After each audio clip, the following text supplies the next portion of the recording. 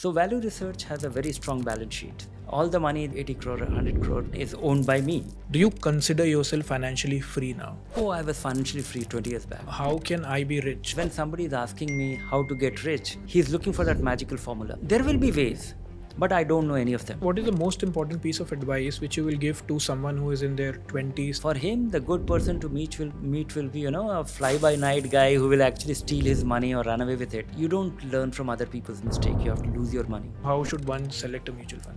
You need to do very few things. One is If you read financial news, you should know Dhirendra Kumar, the man behind so much of the investment research you read on publications like Economic Times or Business Standard. From creating India's first mutual fund scorecard to actively working for investor protection with SEBI, he has been helping Indian investors for over 3 decades, and today we learn from the best. I'm Dhirendra.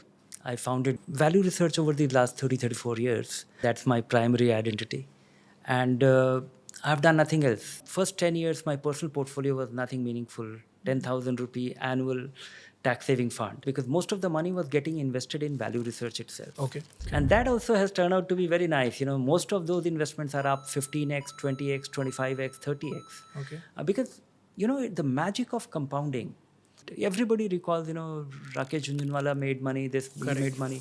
Nobody says that, here is a guy who has been investing 10,000 rupees and he became a crorepati as a result of those disciplined things. Boring way of making money. So, and that could be good enough. Like you said, this started 34 years back. Like back then, there was nothing called personal finance. Why did you choose this space? Was it more like a hobby which you're doing and then it got converted into a full-fledged business? It all started with, curiosity. I actually landed in a college which was very special. Okay. This was College of Business Studies. I was the first student of that college. 3 years of my college in a place which was almost like a village in Delhi. I was reading newspapers. I did not feel like throwing them. I started clipping them and I started organizing them. At the end of 3 years, it turned out to be a very huge resource because I had a docket on each and every company. Public sector companies started, the disinvestment started. My first sale to Economic Times was a dossier on these companies in the form of a report. The Economic Times, was a ready customer for this, for such a novel. It turned out to be a very big novelty. That was pre-internet days. Those Correct. were, days where absolutely no information was available. Nobody had anything.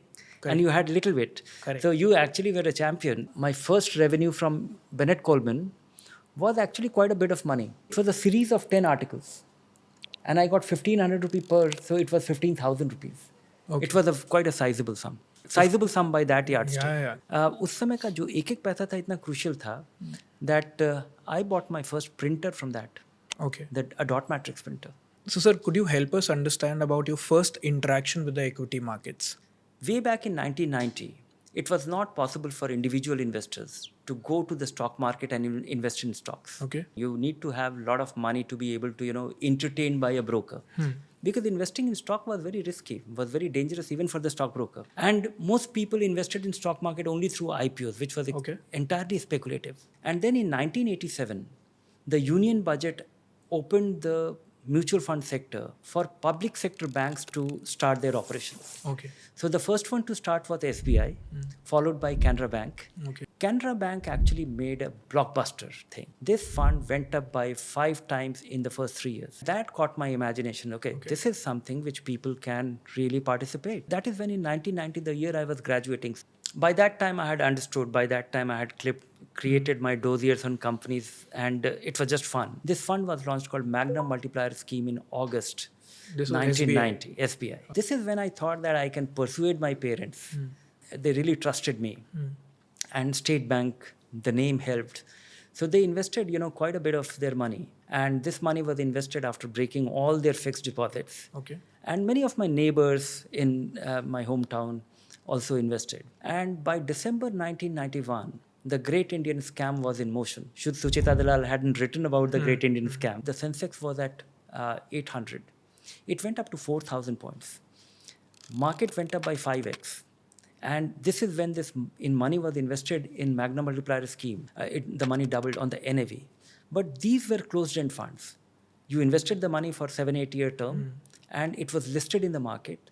The market price actually went crazy. These funds, in which 10 rupee was invested on a per unit basis, the price became 160 rupee. It looks too good to be true. It looked unreal. So what I did was, I went looking for the NAV of this fund. And that is when I actually took a train in 1992. I traveled to Bombay, went to SBI Mutual Fund's office in Cuff Parade. And those people said that, you check it out yourself. And, they used the rule for disclosing NAV of closed-end fund in those days. Calculate every 3 months and disclose it, publish it in some newspaper in the next 2 months or so. So like at a gap of 5 months, you would know what yeah, is you will NAV. typically get, and they will also publish it in some, some lowly newspaper, Afternoon Dispatch. The NAV of that fund was only 16 rupees. So it was pretty straightforward, that 16, 18 rupees NAV and price at 160 rupee. A matter of time. It's just a matter of time. So I just traveled back, persuaded everybody I knew who had invested based on my suggestion, Right. and my parents to sell it. They were all very happy to sell it. My father, who thought that, he will build a house on his retirement, suddenly started thinking that why not build it right away. I have never thought of investment as a game, where most people think that, okay, it's an interesting thing and, you double your money or you are doing something, playing with money.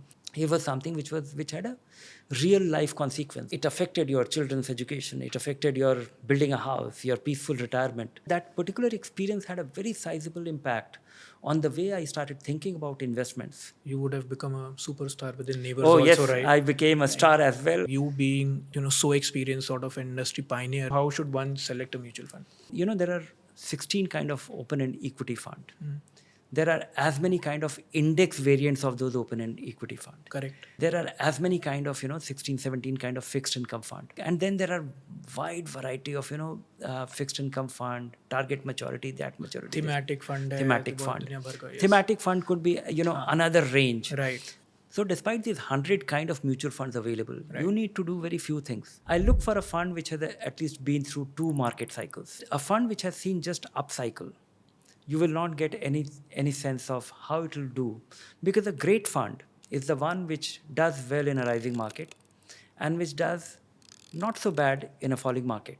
And that fund manager has remained the same. Something which has beaten the index by a modest margin.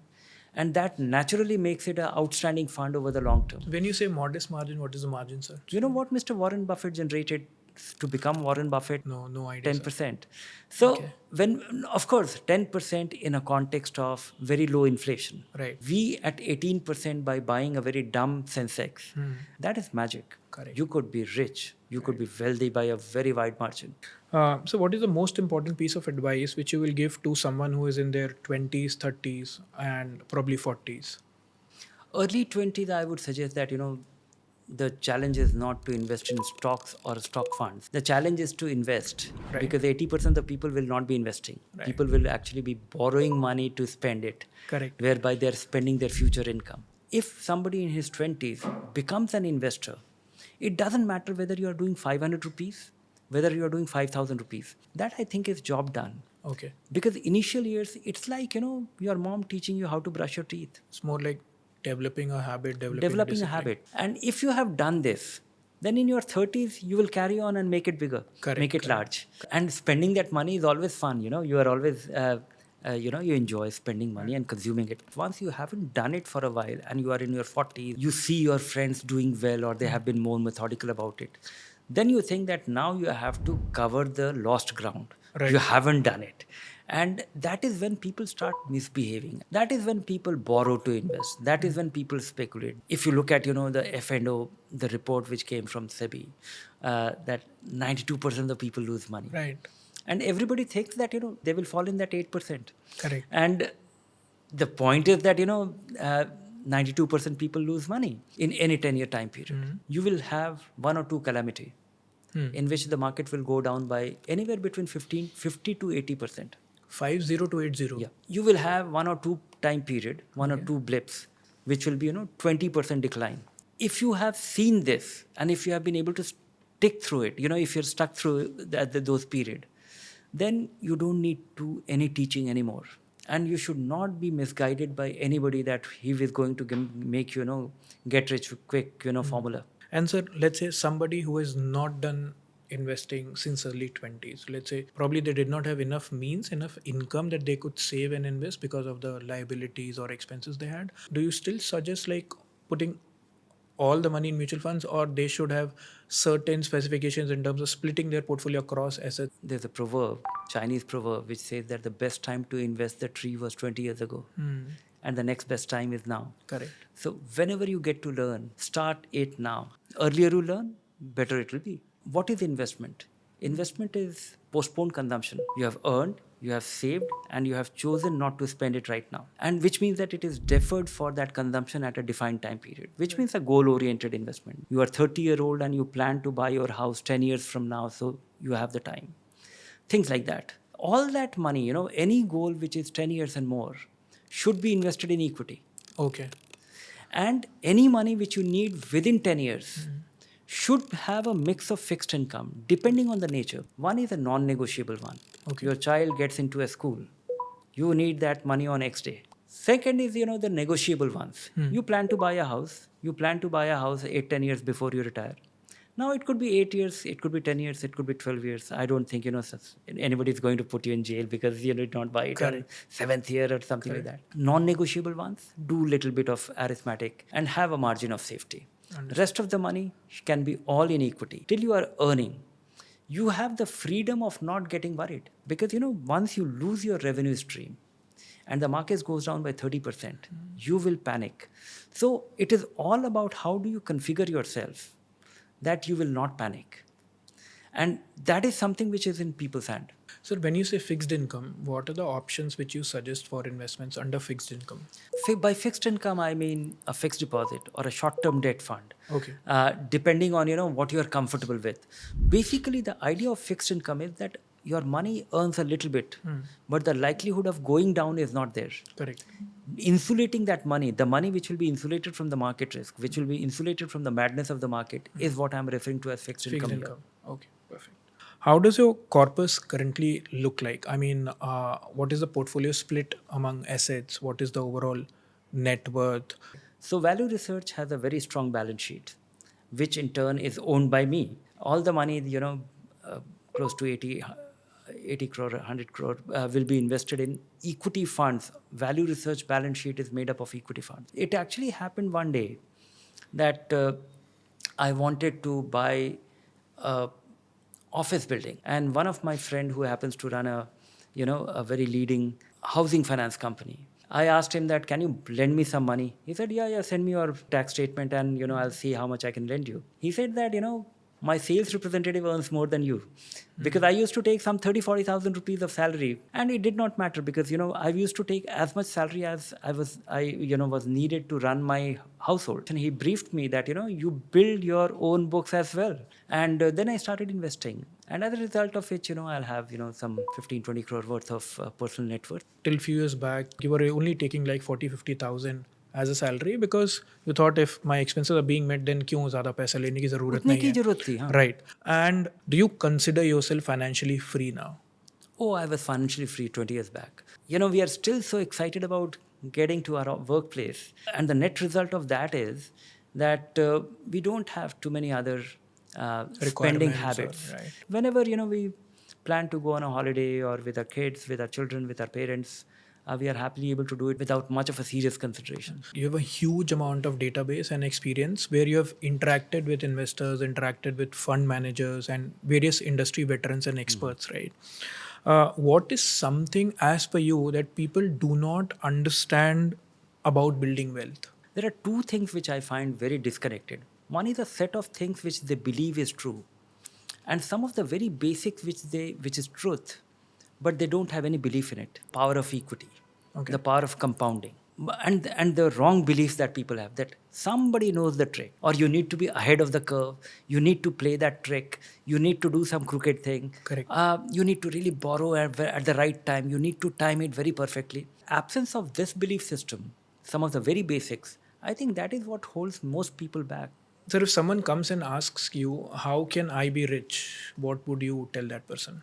I really won't tell him anything because I really don't know how to get rich. You can be well off. Wealth is primarily, having more than enough. When somebody is asking me how to get rich, he's trying to find a person who will give him a tip. He's looking for Yes. that magical formula. Correct. For him, the good person to meet will be, a fly-by-night guy who will actually help him, who will actually steal his money or run away with it. You don't learn from other people's mistake. You have to lose your money. Being wealthy is the outcome of your habit. What are those habits? One is that saving, earning little more than you spend. Then putting that saving to work and let it grow. And not look at it in a manner that, okay, the moment it grows, you will go and spend it. It's like planting a tree and watching it grow. And controlling expenses. And controlling expenses. And as a result of this, you become wealthy. If you think that I have to become wealthy, then you will actually, go and dig for it every day that have I become wealthy? Have I become, this is, if get rich quick thing, will take you in the wrong direction. And there will be ways, but I don't know any of them. Correct. And I haven't attempted to figure it out. You must have enough, and that enough will be, everybody will have his own definition. If you want to be a great singer and you are able to, spend your time singing, you are not financially dependent on anyone. Just having enough money to sustain yourself, and you are able to spend 10 hours of your day Correct. happily. I think that is being wealthy. That wealth, I think most people should aspire and articulate. And if you do that, and if you form your habits around it, my sense is that most people will be wealthy. Thank you for watching and supporting our channel. If you like the stories we tell, here's your chance to be a part of it.